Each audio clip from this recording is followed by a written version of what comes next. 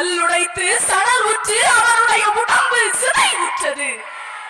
அது மட்டுமா, மேலோர்கள் வெண் சிறையில் வீழ்ந்து கிடப்பதும் நூலோர்கள் செக்கடியில் நோவதும் காண்கிழையோ என்று அவரின் உச்ச நண்பன் பாரதி மனம் நொந்து பாடினர்.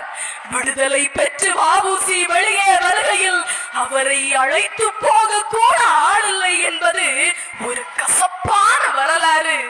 லட்சங்களில் வாழ்ந்த அந்த மனிதர் பஞ்சம் பிழைப்பதற்காக சென்னைக்கு வந்தார்.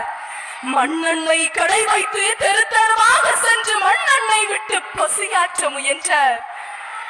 இப்படியாக அவருடைய வழக்கறிஞர் பட்டத்தை மீட்டு தந்த ஆங்கிலேய நீதிபதி வாலஸ் நினைவாக தனது பிள்ளைக்கு வாலேஸ்வரன் என்று பெயரிட்டார் வ.உ.சி.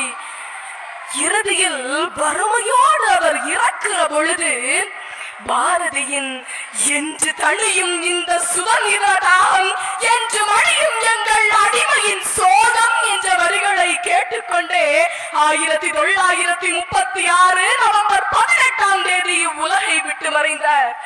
இன்றும் நம்முடைய தாய் நாட்டு மக்களுக்கு கப்பல் என்று சொன்னாலே வ.உ.சி.யின் நினைவுதான் முன்னே வருகிறது.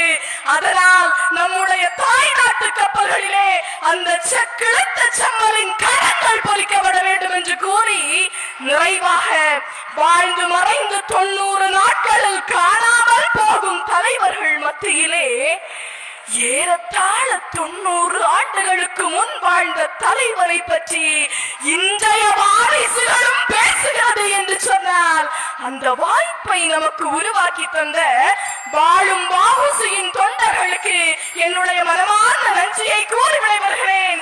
நன்றி, வணக்கம்.